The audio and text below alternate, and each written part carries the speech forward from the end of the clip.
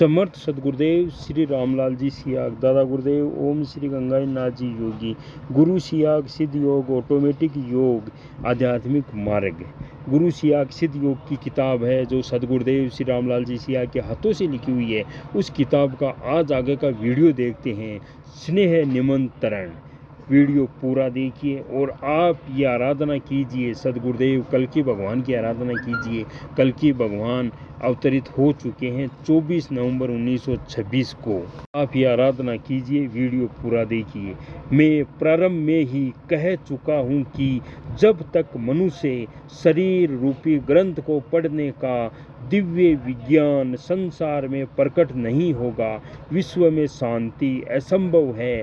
कलयुग के गुण धर्म के कारण अंधकार विश्व में ठोस बनकर जम गया है। समर्पूर्ण विश्व में कमोवेश एक जैसी ही स्थिति है।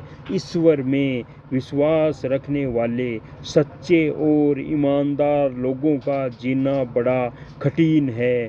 सबसे अधिक दुख तो इस बात का है कि धार्मिक संस्थाओं पर ही अविश्वासी नास्तिकों का कब्जा है।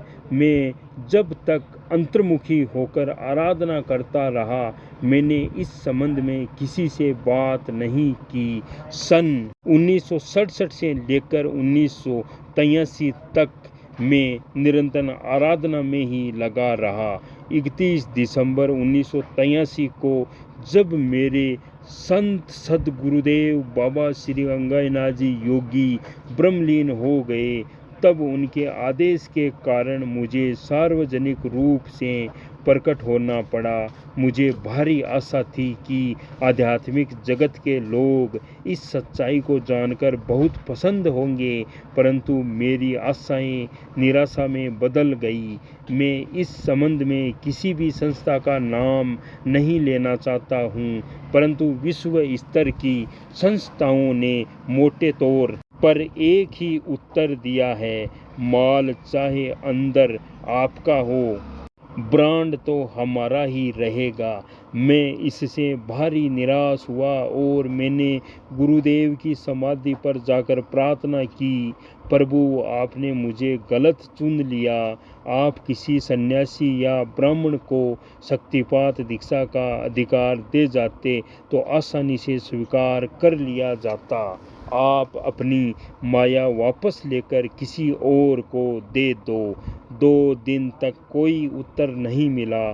तीसरे दिन आदेश हुआ कि देने लेने का काम तो पंच भौतिक शरीर तक ही सीमित है। सद्गुण साकार रूप में यह कार्य किया जाता है। तुझे इस बात की चिंता नहीं करनी चाहिए कि कौन मानता है कौन नहीं मानता है। तू तो आसन लगाकर बैठ जा, बाकी काम जिसका है वह स्वयं करेगा। अतः 6.5 साल पहले ही आदेश के अनुसार सेवा निवृत्त होकर आसन लगाकर बैठ गया। मैंने किसी धर्म के दार्शनिक ग्रंथ का अध्ययन नहीं किया। जीवन में रोटी के लिए इतना संघर्ष करना पड़ा कि और किसी बात की तरफ ध्यान ही नहीं रह दे सका। जिस प्रकार छोटे बच्चे को डरा धमकाकर पढ़ाया जाता है, उसी प्रकार अपने शरीर रूपी ग्रंथ को ही पढ़ाया गया। सन 1984 में सेवानिवृत्ति से पहले उसी प्रकार बाइबिल के विशिष्ट 2 सदमंगों को देखना पड़ा। मैंने सिर्फ बाइबिल शब्द ही सुना था। मेरी जानकारी के अनुसार वह ईसाइयों का धार्मिक ग्रंथ था, परंतु हिंदी अनुवाद में गलती के कारण से जब मुझे छानबीन करनी पड़ी तो पता लगा कि बाइबिल भी 2 है और दोनों एक दूसरे से बिल्कुल भिन्न है।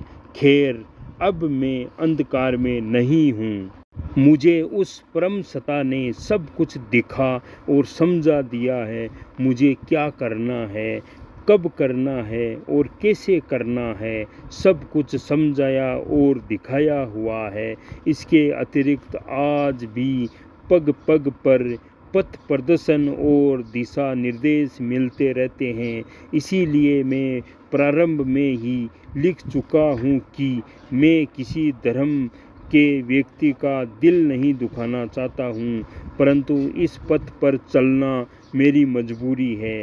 मुझे बाइबिल के विचित्र सदबंगों को मूर्त रूप से बहुत ही आश्चर्यपूर्ण ढंग से दिखाया गया है।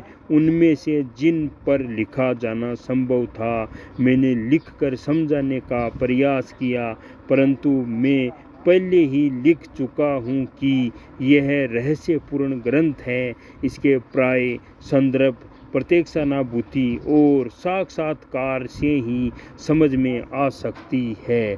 जय गुरुदेव जी, जय दादा गुरुदेव जी।